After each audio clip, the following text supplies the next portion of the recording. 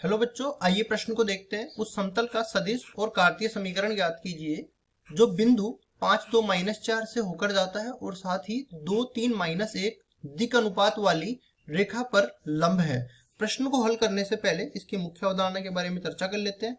मुख्य अवधारणा, तो देखो, मुख्य अवधारणा में अगर हमें कोई समतल का समीकरण सदिश और कार्तीय रूप में ज्ञात करना हो और उस पर विद्यमान कोई बिंदु दे रखा हो और साथ ही उस पे अभिलंब सदिश के दिक् अनुपात दे रखे हो, यहाँ पे निरूपित कर देते हैं। मान लो उसके बिंदु को हमने ए से निरूपित कर दिया और उसके निर्देशांक हम लोग मान लेते हैं x1 y1 और z1, x1 y1 और z1। और अगर मैं इसका स्थिति सदिश लिखना चाहूं जिसको मैं ए सदिश से निरूपित कर देता हूं, तो ये बराबर हो जाएगा x1 i के प्लस y1 j के प्लस z1 के। और इसी तरह इस पर अभिलंब सदिश की मैं बात करूं तो अभिलंब सदिश के दिक् अनुपात इस तरह से मान लेता हूं, बड़ा वाला a, बड़ा वाला b और बड़ा वाला c। और इसको इस सदिश रूप में लिखना चाहूं तो ये बराबर हो जाएगा a i के प्लस b j के प्लस c के। उसके बाद देखो, यहाँ पे हम लोग चलते हैं एक जब भी हमें सदिश और कार्तीय समीकरण निकालना होता है तो अपने एक अज्ञात सदिश भी होता है r सदिश, जिसको निरूपित कर देता हूं मैं इस तरीके से x i के प्लस वाई जे के प्लस जेड के। ठीक है, अब चलते हैं। सबसे पहले हम लोग सदिश समीकरण लिखेंगे, उसके बाद कार्तीय समीकरण लिखेंगे। सदिश समीकरण तो कैसे निकालते हैं, देखो इसका सूत्र होता है सदिश समीकरण। तो इसके लिए क्या करते हैं, ये जो अज्ञात सदिश है r, इसका अदिश गुणा कर देते हैं n सदिश के साथ, अभिलंब सदिश के साथ, और दूसरी तरफ ए बिंदु का जो स्थिति सदिश है उसका अदिश गुणा कर देते हैं ये अभिलंब के सदिश के साथ।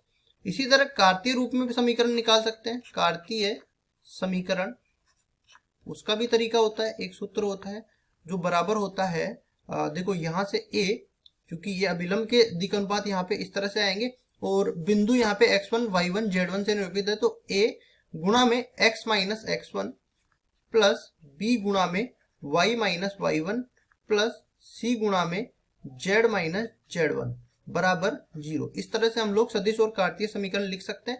अब चलते हैं सवाल में। सवाल में हमें क्या बोला है, देखो यहाँ पे बिंदु A जिसको हमने माना था उसके उसके निर्देशांक दे रखे हैं 5 2 और -4। अगर मैं इसको सदिश रूप में लिखना चाहूं तो ये बराबर हो जाएगा 5 i के प्लस 2 j के माइनस 4 के। इसी तरह जो अभिलंब सदिश के दिक् अनुपात है वो अपने को दे रखे हैं 2 2 3 और -1। अब देखो उसके बाद इसका मैं सदिश रूप में लिखना चाहूं तो ये बन जाएगा 2i के प्लस 3 j के माइनस में के। अब चलते हैं सदिश रूप इसका निकालते हैं। सदिश रूप में समीकरण, समतल का सदिश रूप में समीकरण। तो हमने कहा कि r डॉट n बराबर में a डॉट n करके हम लोग इसका सदिश रूप में समीकरण निकाल सकते हैं। देखो n क्या आया अपने पास, 2i के प्लस 3j के माइनस में के। तो r किसके बराबर है, अज्ञात सदिश है xi के प्लस, या फिर एक काम करो इसको r को इसी तरह रखना चाहो रख लो, क्योंकि हम लोग को सदिश रूप में ही तो रखना है। तो इसको करते हैं हम लोग इस तरीके से, r को इसी तरह रखते हैं और इसका अदिश गुणा करना होता है किसके साथ, 2i के प्लस 3j के माइनस के। 2i के प्लस 3j के माइनस के। और दूसरी तरफ अपने पास a सदिश कितना दे रखा है, a सदिश दे रखा है 5 2 -4, 5i के प्लस 2j के माइनस 4 के।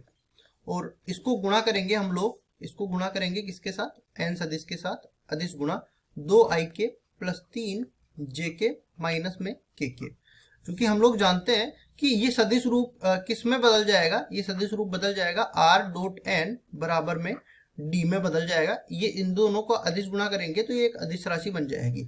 अब इसको आगे सरल करते हैं तो ये बन जाएगा r सदिश, इसका अदिश गुणा 2i के प्लस 3j के माइनस में के बराबर में ये बन जाएगा। देखो जब भी अदिश गुणा करते हैं तो i कैप के गुणांक का गुणा i कैप के गुणांक से गुणा करते हैं, क्योंकि संगत पदों का गुणा संगत पदों से करते हैं। बाकी सारे जो है लंबवत घटक होने के कारण एक दूसरे को निरस्त कर देते हैं, मतलब जीरो हो जाते हैं। जैसे मैं i कैप का गुणा करूं अदिश गुणा j कैप के साथ तो ये लंबवत होने के कारण जीरो हो जाएगा।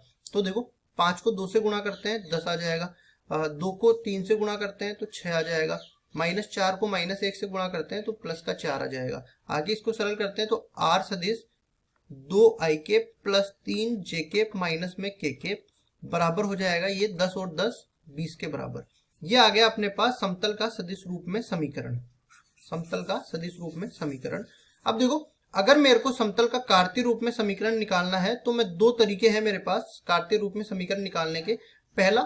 पहला हम लोग क्या कर सकते हैं, जो हमने मुख्य उदाहरण में बताया ये वाला तरीका लगा सकते हैं, और ये वाला।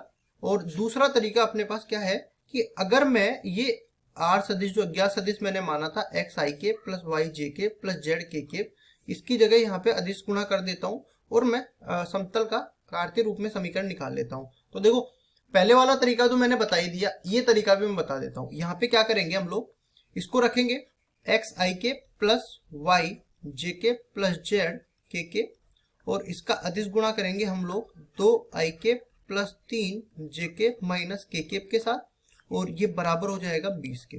तो यहाँ से कितना बन जाएगा, 2x प्लस 3y माइनस में z बराबर 20। ये समतल का कार्तीय रूप में समीकरण आ गया, क्योंकि हम लोग जानते हैं समतल का कार्तीय रूप में समीकरण इस तरीके से होता है ax plus by plus cz plus d बराबर में 0। अब देखो, ये तो अपने पास ये लिखेंगे यहाँ पे कार्तीय रूप में समीकरण। ये पहला तरीका हो गया कार्तीय रूप में समीकरण निकालने का। दूसरा तरीका जो हमने मुख्य उदाहरण में बताया है वो यहाँ पे लिख देंगे। तो देखो, उससे भी सरल करते हैं यहाँ से। तो हमने कहा कि ए अभिलंब सदिश के दिक् अनुपात क्या है, ये वाले हैं 2 3 -1। तो यहाँ पे लिखेंगे पहले 2 आएगा, फिर x माइनस में x माइनस x1। तो इसके देखो बिंदु सदिश क्या है, x माइनस x1 5 आ जाएगा। फिर आगे चलते हैं, प्लस 3 गुणा में y माइनस 2, फिर आएगा माइनस 1 गुणा में z माइनस माइनस प्लस का 4 बराबर 0। इससे भी ये देखो यही आने वाला है, तो सरल करते हैं 2x और यहाँ से आ जाएगा प्लस 3y, यहाँ से आ जाएगा माइनस का z। इसके बाद देखो ये आ जाएगा माइनस का 10, ये आ जाएगा माइनस का 6 और ये आ जाएगा माइनस का 4। तो सारा मिला जुलू के 20 हो जाएगा माइनस का, और दूसरी तरफ जाएगा तो ये प्लस का 20 हो जाएगा। यही समीकरण अपने को यहाँ मिला था, मतलब कार्तीय रूप में भी समीकरण दोनों तरीकों से अपने पास समान मिलने वाला है। तो ये अपना सदिश रूप में समीकरण हो गया और ये दोनों कार्तीय रूप में समीकरण हो गए, दोनों समान समीकरण है। यही हमें निकालने थे। आशा करता हूँ ये सवाल आपको समझ में आया होगा। धन्यवाद।